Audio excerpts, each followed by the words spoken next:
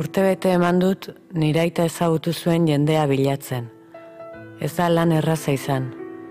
Askok ez dute hitz egin nahi, beldur direlako, edo haserre daudelako. Beste askok ezin dute, giltzapean daudelako, edo lurpean.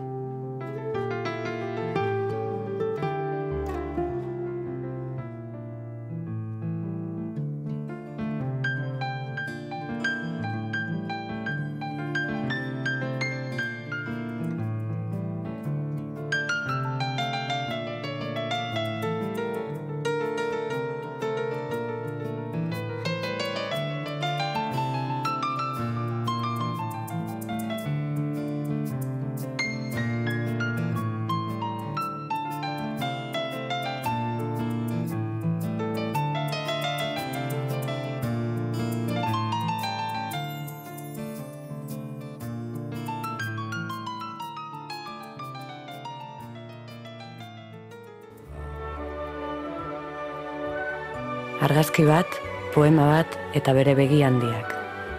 Hori neukan lehen eta orain ez dut gehiago. Mikelek hilda jarraitzen du, egoera ez da aldatu.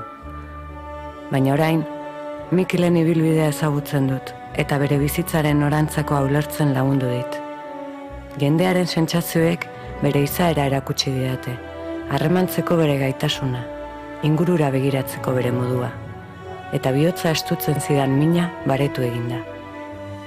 Lehen, beldurtzen ninduen sentimendu bat nuen erraietan.